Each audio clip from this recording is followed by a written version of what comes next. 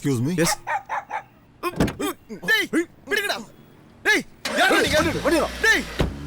நீங்களும் நானும் சேர்ந்தது தான் இந்த சொசைட்டி. இங்க மனிதாபிமானம் நாளுக்கு நாள் குறைஞ்சுக்கிட்டே வருது. ஏன் இதுல பெரிய மாற்றம் வராதா? நியூ ஐடியாஸ் நிச்சயம் ஒரு நல்ல மாற்றத்தை கொண்டு வரும்னு நான் நம்புறேன். நான் ஒரு ரிட்டையர்ட் ஐஏஎஸ் ஆபீசர். இது என்னோட ஆபீஸ். இங்க எனக்குன்னு ஒரு டீம் இருக்கு. ஹலோ, பேரு சந்தோஷ். சந்தோஷ், சந்தோஷ்,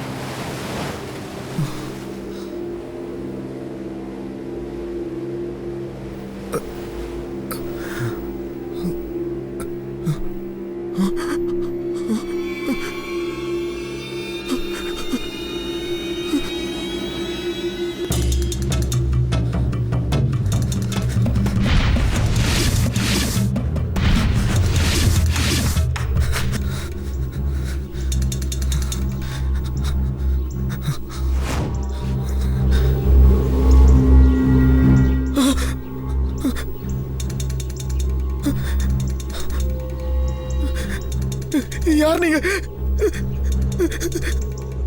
நான் எங்க இருக்க?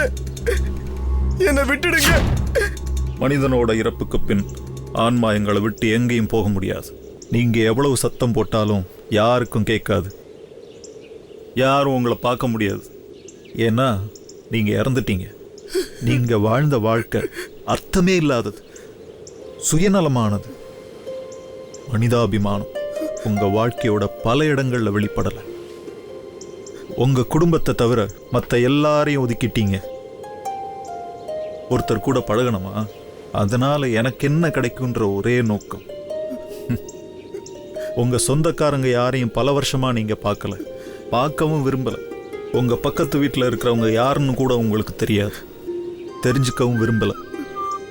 வித்யாகர்வம், அதிகாரம், பதவி மோகம், இதனால உங்களோட வேலை செஞ்சவங்க கூட உங்களை விட்டு விலகியே இருந்தாங்க. உங்க பால்ய சிநேகிதர்கள் கஷ்டத்தில் இருந்தப்ப கூட அவங்களுக்கு உதவவே இல்லை.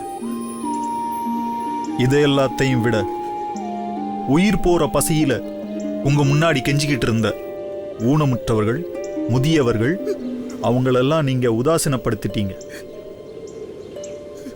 சக மனுஷனை நீங்க நேசிக்கல.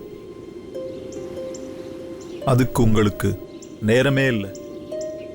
எல்லாத்துலேயும் ஆதாயம் எதிர்பார்க்கிற மனோபாவம். இப்போ நீங்க யாருக்கும் தேவையில்லை. ஆன்மா போக வேண்டிய இடம் சொர்க்கமா நரகமா? தீமை அதிகம் இருக்கும் பட்சத்தில் ஆன்மா போக வேண்டிய இடம் இவர்களோடு நரகத்திற்கு.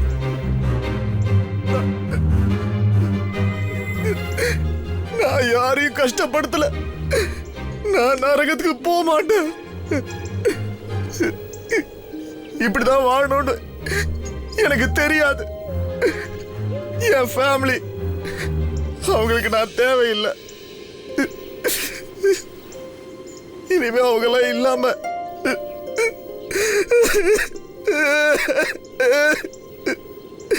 உங்களுக்கு நரகம்னு தீர்மானிக்க முடியாத அளவுக்கு நன்மையும் தீமையும் சமமா இருக்கு. பல லட்சத்துல ஒரு ஆன்மாவுக்கு தான் இப்படி நன்மையும் தீமையும் சமமா இருக்கும்.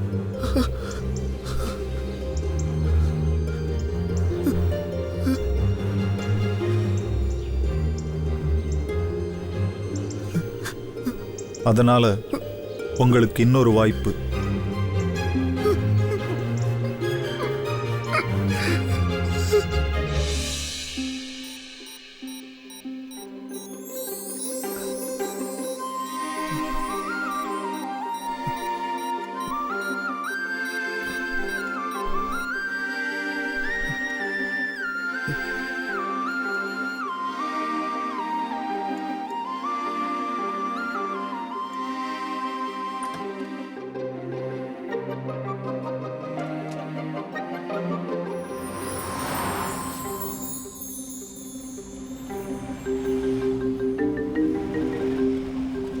ஐயா சாப்பிட்ட நாளாவது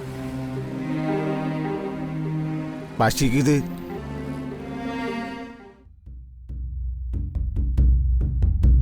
மரணத்தை பார்க்கும்போது மனுஷன் மறுபடியும் பிறக்கிறான்.